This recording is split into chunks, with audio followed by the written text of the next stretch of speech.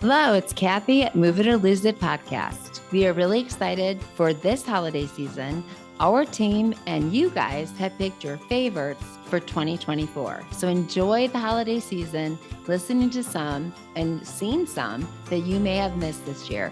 Enjoy the holidays. We wish you happy holidays and take a rest, take a seat during some of this time and take a listen at some of MS Disrupted, Move It or Lose It podcasts that you may really enjoy. Enjoy the season.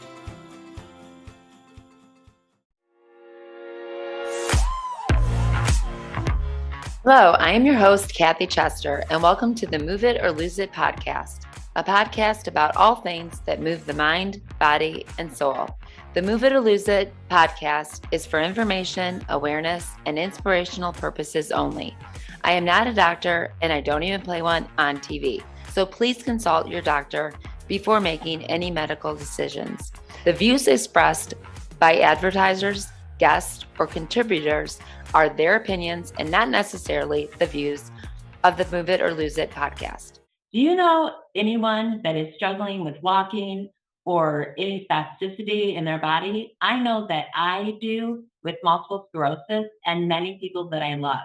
Well, not too long ago, I came across a company called Pulse Devices. Let me tell you, nothing like anything else I've ever tried before. Pulse Device uses local vibration therapy, and it's based on years of scientific literature. It's found the vibration to dramatically reduce spasticity and improve motor function for MS patients. Something, wow, I know that I can use and so many people can use. So if you want to pick up yours today, they're giving us at MS Disrupted, all caps, MS Disrupted, $30 off your Pulse device.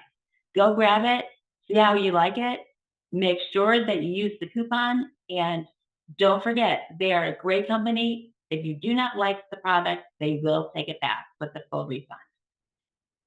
Thank you, Pulse Device.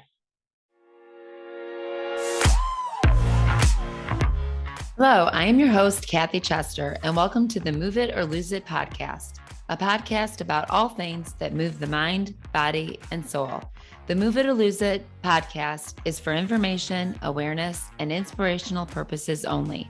I am not a doctor, and I don't even play one on TV. So please consult your doctor before making any medical decisions. The views expressed by advertisers, guests, or contributors are their opinions and not necessarily the views of the Move It or Lose It podcast. Hello, welcome to another episode of Move It or Lose It. Today, you may remember Robbie Gillett, who I had, let's see, maybe last year, 2 years ago, I had you, Robbie. Yeah, it was 2 years. It must be 2 years. 2 years, probably. So you may know him as Tracksuit, beneath the tracksuit. Started doing poems, and so we were having a little chat beforehand, but really excited to have you back again. I was so, I guess, just a little jealous because I could never write a poem to save my life. But was like, we were talking just before about how, and I'm like, don't say anymore. I want you to remember this. Just about how when we talked 2 years ago, I think you were still kind of coming into what is this all about? Why do I have this? This sucks. And not that it doesn't, because it does, and that sucks, let's be real.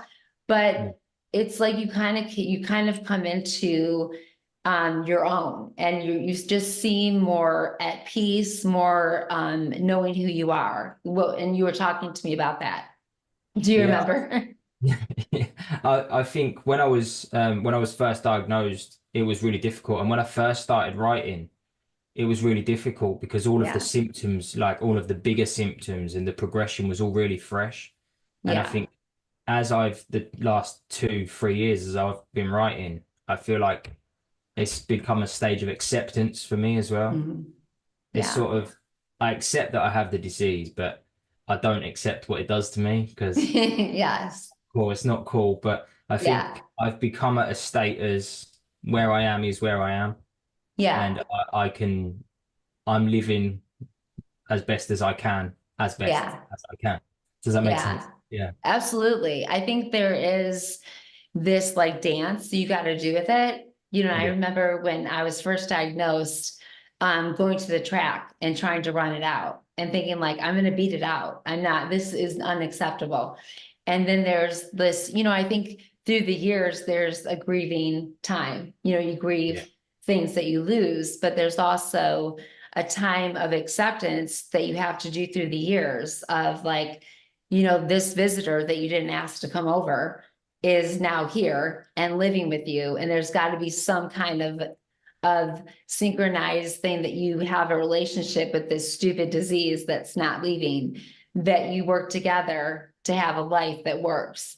And do we want it? No. Do we want it to go away? Absolutely. But there's a way I think of acceptance and still battling it and still not giving into it, but also understanding that life isn't the same. But if we want to enjoy it, there's things that we have to do in order to enjoy our life, if Yeah. that makes sense. So, and Yeah. I think that you've done that while you've been writing, and I do think that there is a way that kind of comforts us as we're doing what we're made to do. And obviously, as I asked you, and we'll talk about it, poetry wasn't something I think you saw yourself doing early on in your years.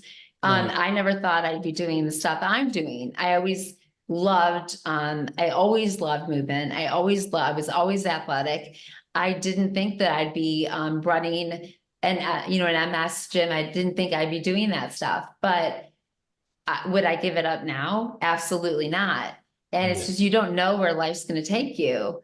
And No. there seems to be an acceptance with you. And I think it's really beautiful. And it's allowed you to accept, but not only that, but able to give hope to so many others. And I hope Yeah. that you see that. Yeah, sometimes it's hard to see that. It's hard to see that because I get lost in my own mental health. So Sure. it is, I love it that it helps other people. I love it. I Yeah. think it's Yeah. amazing. It's so nice for them to not feel alone. And it's nice for me to not feel alone too, Right. which became so beneficial from sharing. Yeah. But Because it can sometimes, be, as we know, a very lonely, depressing disease, right? yeah, Yeah. and that's it. And the depression sometimes it really does beat me, but that's when I write, Mhm. and then that Yeah. helps. Writing helps. Yeah. Comes like a Well, nice little. talk to us. Let's go back in time. Talk to us about diagnosis time for you. When was that, and what did life look like before 2000, and diagnosis? 2015, I was diagnosed. So it's coming on 10 years nearly next year. Wow. I was a kitchen fitter. 2014 was my first significant symptom, you could say. I had Okay. like stroke-like symptoms at work. I was building a kitchen cupboard and I got stuck there, Oh, leant over. wow. I had a drill in my hand and I was just leant over this unit and I couldn't move. And I was stuck that way for 20 minutes. And then it was little fingers. Wow. I got little feelings in my fingers back, and then arms, legs, and then I was fine. It was like nothing could happen. Hi, this is Kathy at MS Disrupted. If you have not joined me on a one-on-one session, I'm going to say you're missing out. I love each and every one of my clients.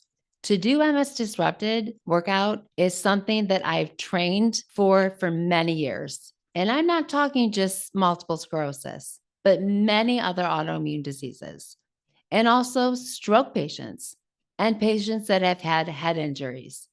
If you know someone and love someone that needs help, or you yourself needs help with movement, we now know that this is our biggest defense. Does it mean burpees? I don't know, maybe for some of you, but what it really means is allowing our body to move and having a coach, having someone that knows what they're doing. Why? Because I have it. And why? Because I'm trained. So let's do it together. Go on to msdisrupted.com or email me at msdisrupted@gmail.com. I'd love to hear from you. Let's do it together. Nothing Were could you happen. like, what on earth? Did you have At any first, I thought I was idea? going to die. I thought I was going to die at first because I didn't know what was going on. So I thought I'm going to literally die in here. All of the 15 Wow. minutes why I couldn't move. I didn't have the foggiest because this sort of thing had never happened to me before. Right. And then that's where the diagnosis became long, and it took, I think, 10 months, I think, to go from then to getting a diagnosis. I think 3 Okay. MRI scans, a lumbar puncture, Which is and the best. Who doesn't Yeah. want that? Yeah. I had two. I've had two. Mm. They're See, amazing. I did because I had spinal meningitis when I was a kid. And so they did it then. And I never thought I'd ever have to have that again. But No.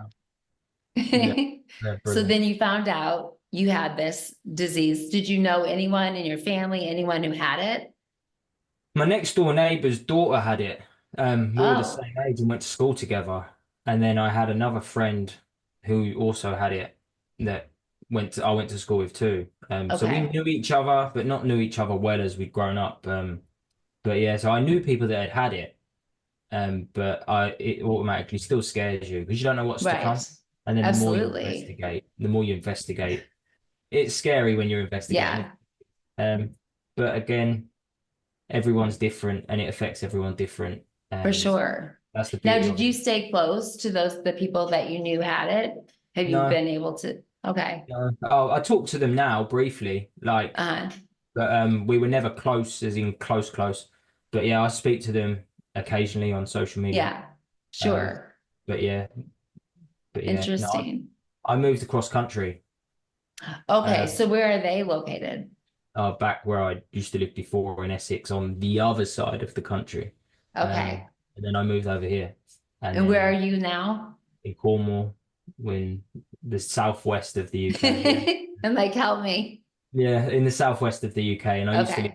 I used to live in the east, but now I live in the Okay. southwest. Yeah, Gotcha.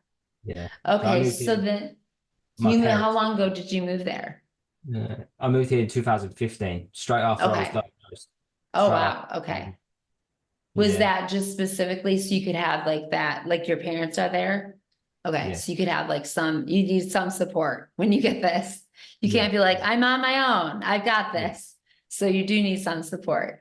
yeah. So after diagnosis, you moved that way. And then it had to be, I mean, I remember just the depression and trying to figure out what is life like and what does this mean? Back in my diagnosis, it was like VHS tape and like, here's this, good luck. You won't be walking in about, a year. You'll be dead soon. Love you. Good luck. And so that was kind of what we Brilliant. had. But in 2015, it still doesn't make the scary, all the scariness of it go away. So talk to me about what it was like after and how you dealt with that. And when I moved to Cornwall, they said to me, "Hold on, you might not have MS. It might be something Oh, different." So they took my diagnosis away from me and said, "Suspected MS. It could be vasculitis," which I'd never heard of either. And then they did all of the tests again. That's where I had a second lumbar puncture. So okay. another few more MRI scans, and then yeah, and then they went, "Yeah, okay, they were right all along. You've got MS." Not another lumbar punch. So you're Yeah, good. yeah, no more. Yeah, and that was Now we two. know for sure. Yeah, yeah, and that was it. And that was that. And then they give you all of the information, and then it's hard to take in. Of course it is. Right. Um, and then mental health. But I had hold of it at first because I didn't really have any symptoms. I didn't really have any symptoms short of that previous episode. Uh-huh. Um, there was like a month of weird symptoms, and then I didn't really have any, not really.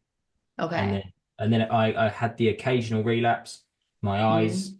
crossed over once, and they stayed Uh, that way for 6 weeks.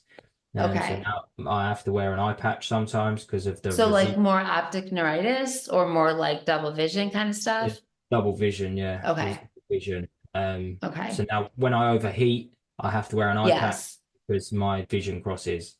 Which Okay. it's a really weird thing to just have Yeah, a bit hot, put an eye patch on because I can't see. Um, but MS is filled with it that, is. filled with that. I do the same thing, but mine's optic neuritis. And when I get overheated, I have to put something on. Usually I'll do an eye patch that's cold Yeah, and that that's helps. that's smart. So that might help you.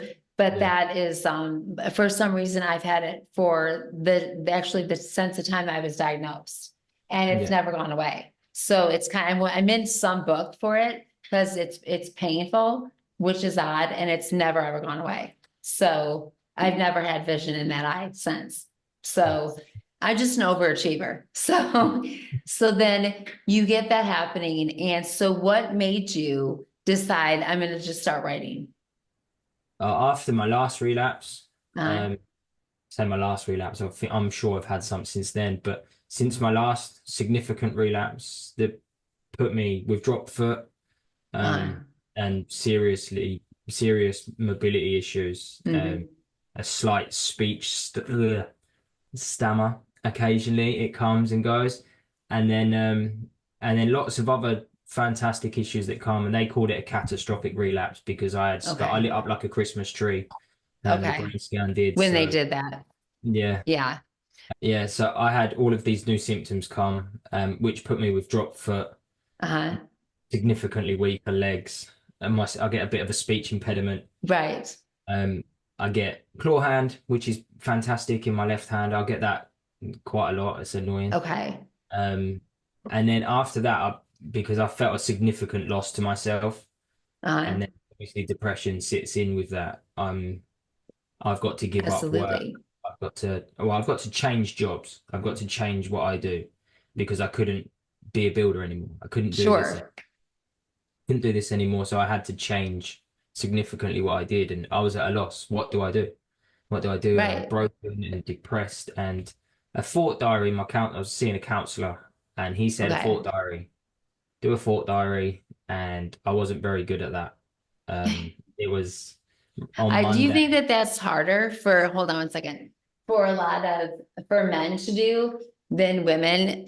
Not for everybody, but I think for guys, I think that's tough to do, is to just constantly write about their emotions and feelings. Yeah. Well, the thought diary went something like Monday, I just feel depressed. Tuesday, I feel like crap. Wednesday, Wednesday, same. Yeah, and that was how it was. And then I needed to put some meaning to it. I needed to make something better than that. So that's where I started adding verses to it. I sat up on my bed and I just wrote this poem, and the missus Donna was looking at me like, "What are you doing?" I'm like, hiding it, like I'm writing a poem, like because I was embarrassed. She's like a love poem to me. Yeah. She knew I was struggling, and I carried the pen and paper around with me to write in. And that was what came out. I wrote a poem, and it was good. I felt good that I'd written something that I could read back to myself, which had explained negative thought process that I'd been. Yeah, and that was good. And that was good. So I decided that that's where I would go, and I would just put my pain into verses. And then that's where it came. Yeah. Now, so writing has not been an issue for you. So you can use your hand to write and all that. That's not been an issue. Yeah, well, I'm right-handed. My left hand. I'm left-handed. So that's so you've been able to do that, which is awesome that you've been able to continue to do that. Well, I do most of my writing with my thumb because I do most of it on my phone. Okay. Oh, right. Okay. I've got 2 books and 2 poetry pamphlets out, and I did them all on my phone. Wow. That's what, when I said to you earlier that self-publishing, it can be a challenge, but it is easily doable. I did it all on with my phone. So the name of your first book was what? Thoughts of a Warrior. Now, is that on Audible as well? No. Because that's always a struggle for me because I can't see out of this eye. So it's really tough for me to read. And so I'm always like, can I have it on Audible? Because there's so many I want to read, so many I have on my podcast. And I'm like, I can't read it. So sometimes I'll get one that my husband will read, but he'll fall asleep in the middle. I'm like, so I always want them on Audible. But so you wrote 2, and the name of your second book was? A Diagnosis Journey. Yeah, I like that. I love that. So I'll have to figure out, I'll just have to get it and have someone just keep reading it. I'll just have to give it, say, read it to me. So that's awesome. So that had to feel so good to get that done. And you really accomplished a lot, but now I'm going too far forward. I'm skipping a bunch of stuff with you because I'm so excited to do this. So let me go back a little bit before we go too far forward. So, I loved, because I asked you, did you always want to be a poet? No, you did not. So, you started posting your poems on Facebook. So Yes, after you started writing, like just on your own, when did you decide like, okay, I actually want to put this on something. I want to put it on Facebook. I didn't. It Okay. was my idea. Whose idea? It was Donna's, it was the missus. It was never my idea. Okay. I always had that attitude that men don't talk about their feelings. Okay. I had that attitude and I held that attitude for a long time. And Good thing for your wife. yeah, yes, what she said, and it could help people, it could help raise Absolutely. awareness. So yeah, she Look won. what it's done. Yeah, no, I agree. I agree. And yeah, but I owe that to her because it Yeah. was my idea. I wouldn't have never have done. I would never have Yeah. started. I'd never have And started. what so many men would have missed out on, and women, but you speak to a group of men that, like you, would not have shared things and Yeah, would not have had that ability to read what you write and say, wow, this reaches me in an area that I wouldn't be able to talk about. And yeah, because of your openness to share and because of your wife, thank God, you are able to do that. You've done that.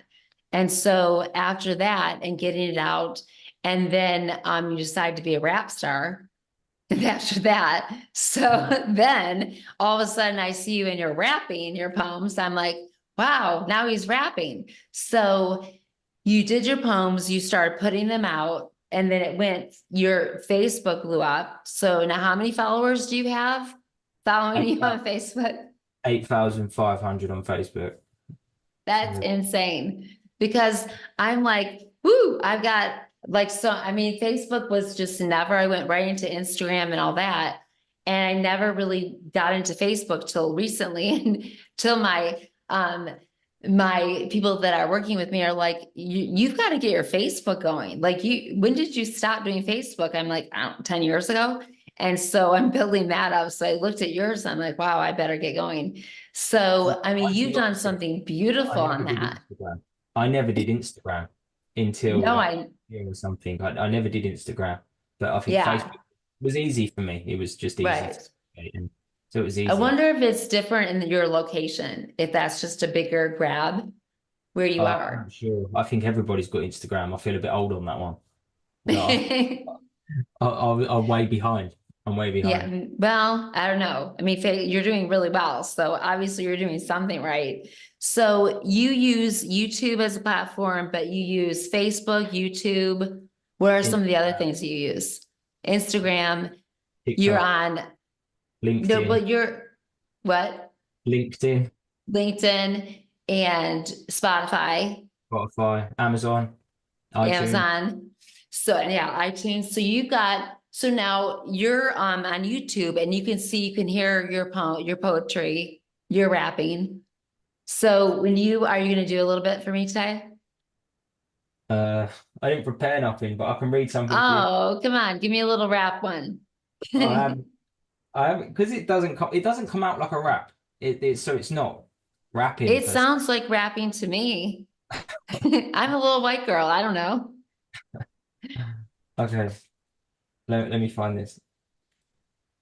Let me find it. Sorry, hold on. Come on, this could be my biggest podcast ever. Oh, it's not in this book. All right, I'll read this one for you. Okay. All right. So this is called Men Know Depression. Okay. Men know depression, but men don't show depression. Afraid of the stigma that you are weak if you should let your emotions leak. You're a soft bloke if you actually admit to someone you're feeling broke. Men hide, keeping the pain inside, locking in the damage, burying it in the deepest parts of the mind. Men know the fears of being seen as a clown or being shut down if you let your struggles out. So men choose not to shout. You may not see it, but men know depression. It's unusual when you hear a man has been struggling for years, but men feel the way it feels when you are holding back the tears. Men know what it's like to cry, the feeling inside leaving sadness weeping in the eyes, the inner sighs, the wanting to die. Men understand the feeling of why. Why am I broken? Why has the world turned its back on me? Why do I feel so empty? You may not see it, but men know depression. Men know the giving up. Men know of the having enough. They know of the looking above with no religion and still asking God, why does this have to be so tough? Men know the hurt. They understand the heartache, the struggles that leave that lingering ache. Men know the broken waves of emotion, life with mental corrosion. Men are forever forcing internal thought suppression. You may not see it, but men know depression. Are you ready to disrupt your MS? I am. And to take charge of your health in the new year? Join Disrupting MS together, a holistic program designed just for you. We combine individual workouts, empowering mental activities, group Zoom sessions, and personalized wellness coaching to help you thrive with MS. This January, start building mind-body connections that you deserve. Enrollment is now open. Right now, spaces are limited. Visit msdisrupted.com to reserve your spot today. Together, we are disrupting MS. And I'm so pleased to have Molly Witt with me as we disrupt MS together. You don't want to miss her mind body connection and her wellness. Let's do this together, guys. Let's not let 2025 be a year that we sit down and let MS take over. We are going to disrupt our disease. Let's go. Robbie, thank you so much. That was beautiful. You're making me cry. That was beautiful. And that's something that I couldn't write because I'm not a man. And I just think it's so important for men to hear things like that because they don't let that go. They don't let that out.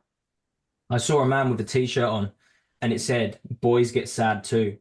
And it had Yeah, boys I saw that on your on website. Yeah, I saw a man wearing that t-shirt and I went up to him and I shook his hand and I said to him, where did you get that t-shirt? I want one. And then I bought one, different to his, but I bought one. And then I wanted to write something about men and depression and that's where that comes from. And obviously it touches deep for me because Yeah. depression is I have MS, but depression is one of the biggest things that I fight. Yeah. Their brother And you're sister. a big proponent for mental illness too. Talk to me about that. I'm a big what, sorry? Proponent, you really help out with mental illness. Talk to me about that. Well, I'm here to talk. I'm here to talk, and I believe that sharing, because a lot of my work is really difficult to hear, or it can be difficult to hear or read, because a lot of it is based around mental health, because the disability lives hand in hand with depression. Yeah. So, and then but I promote to talk. I think it's great when people talk. Absolutely. I attend support groups and things like this, and it's nice to hear other men feeling the same way. It's nice to not feel like an alien. Absolutely. When it comes to things like depression and Yeah. disability. I think mental health is such a crucial thing to talk about. And for so many years, it's been hidden and not talked about, not freely, especially with men. And I'm so proud of you. It sounds like I'm like 25,000 years older than you, but I am so proud that you've brought that out and that you talk about it freely because I think it's so important that it is talked about. And I'm just so grateful that you do. And I'm just like watching you this last couple of years and really wanting you to come back on is just been really an honor to watch how you've taken this crappy disease and turned it into something that helps you, of course, but helps so many others. Has been just something really beautiful to see what you've done in this and the artwork that you never wanted to do, but that you've done so well. And that's just been something that I really appreciate. And I want to talk to you a little bit about, thank you so much for reading that too. I want to talk about the mic night and how that even got started because I saw that and I was like, that looks so cool. How the heck did you get into that now? What's that? Well, when I first ever performed on stage, I was sort of roped in by a few local organizations, and it was one passed me to another, then passed me to another. Oh, you should go here.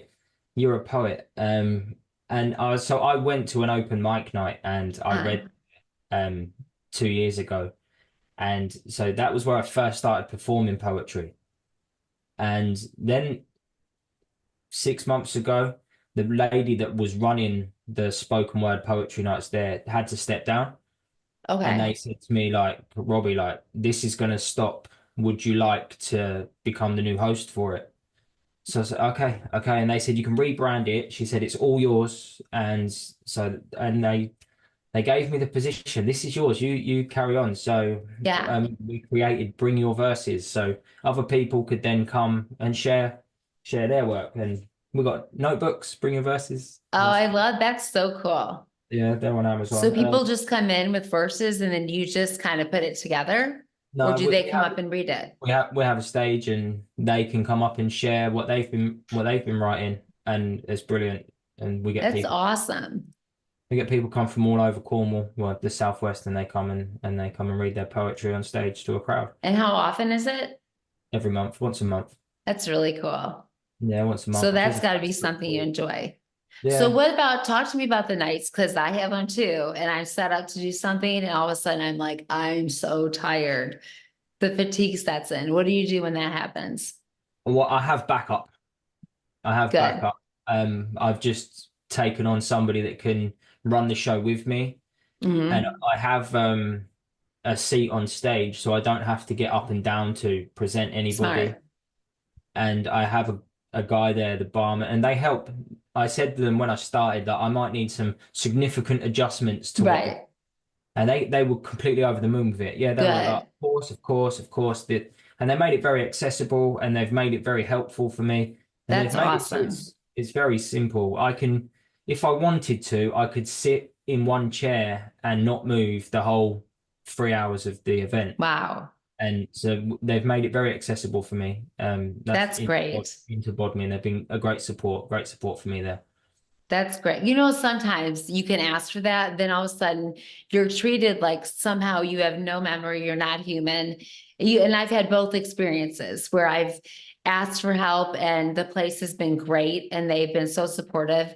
And other times where they've looked at me like she's the one who can't remember anything. And I'm like, wait, what? No, I have MS. It doesn't mean I've gone stupid. But so I'm so grateful that they treated you so amazing and been so supportive. That's awesome. They were there at the beginning of the people that offered me the position were the same Uh-huh. people that helped me up on stage the first time I got on stage. So they've Gotcha. watched me go from nervously hiding behind my phone on Right. stage to now I can take the microphone, book in one hand, audience in the other, Right. and it's brilliant. But so they've seen the growth and helped support my growth too. Yeah. And that's been fantastic. What does your wife think about all this? She's over the moon. She is a reminder to me that what we're achieving, because I've on my wall I've got pictures of the magazines I've been featuring in around the world, and Wow.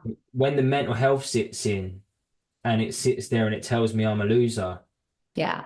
and that I'm incapable of doing anything, she's the one that's going to me, come and have a look at this, and then look at what you're achieving whilst being depressed, whilst living with a Yeah. disability. And she's quick to remind me that I've got somewhere, It's a that good I'm woman. succeeding. No, I'm succeeding. Yeah. Yeah.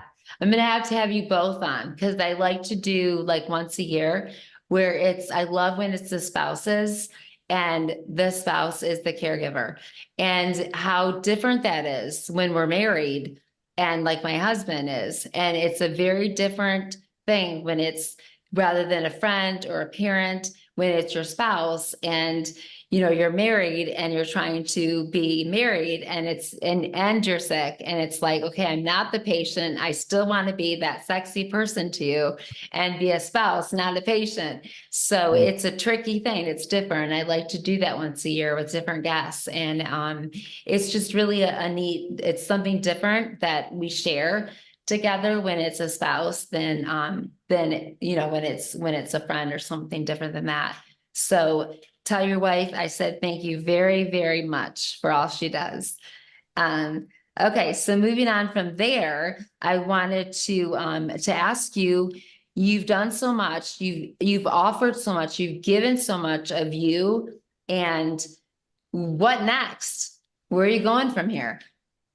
So I beneath the tracksuit it is it is there, and I will continue to be Robbie from beneath the tracksuit. But I'm taking poetry to a different sort of place right now. I'm building a show called I Don't Like Poetry, and I'm writing a book called I I Don't was Like gonna Poetry. ask you, what does that mean? Yeah, that's my backboard for my Okay. show. And it's going through a journey, going from, because poetry has a pretty rough name for itself. I don't know about over in the States, but everybody's like, yeah, poetry's boring. You tell people you write poetry and they go like that. So yeah, I built a show around that, and the book is nearly finished. I performed the show Really? I performed the show to an audience earlier on in the year up in the city nearby, and that was fantastic. So I've got another one coming up in September, and Okay. then the book to match it. I don't like poetry, and On then Audible? I do need to Please. get into order, but how do you even? I can't say. Yes. Yeah, And the Audible. best ones are the ones that the author reads. It doesn't Yeah, matter. We don't care. It's just that you're reading it.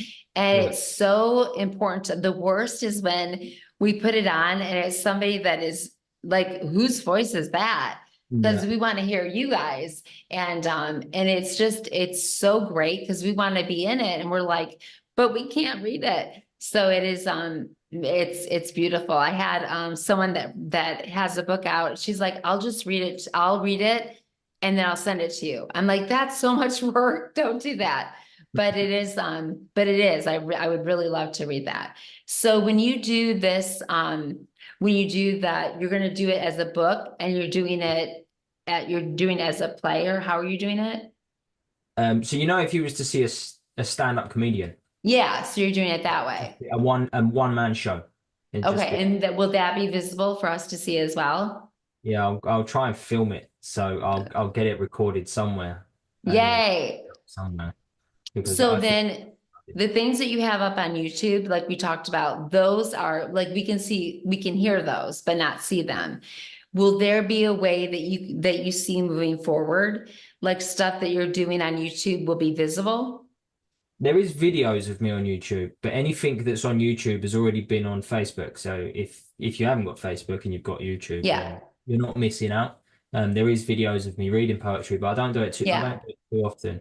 I should do it more, but and then my head just runs in with how busy I am all the time. yes, I have two kids, and then I have MS as well. So and then it's a battle. Lots of things are a battle. So I try and work yeah, around stuff. I try to give myself a schedule that yeah. I never stick to. Oh, I can relate. We can all relate to that. I've got a great schedule and notes and alarms that go off. That I'm like, wait, what was that alarm for? Crap. Yeah, So yeah, I know. And then I'll have someone call and say, are you doing this that you had put down? I'm like, yeah, I did put that down. I actually said yeah, it out loud on YouTube or something and I didn't do it. So yeah. it is tough. And I just asked for like, please forgive me. I have MS and sometimes I forget. So, but yeah, I would love to see more, on YouTube of being able to visually see you do some things. But, I love that you're doing the book and that you're doing that. Cause I think it is a really great thing because poetry does have, you're right, even in the States, but the fact that people know you and you're going to put more out, I'm really excited to see that. So I guess another interview will be coming up. So, Yeah. but I really love what you're doing. I love that you've taken such a crappy thing and you're just not stopping. You're just keep moving forward and more ideas and more excitement. Like, what can I do next? Where can I take this next? And really, Robbie, like how much your kids are going to see. And what are the ages of your kids? My daughter's 15 and my son's 11. Oh, great age. Yeah, yeah, they're Yikes. brilliant. They are brilliant. But I mean, not yet. Believe me, my daughter, I remember that age. She's older now, but that age, whoo. But later on, they will respect so much of what you put into this.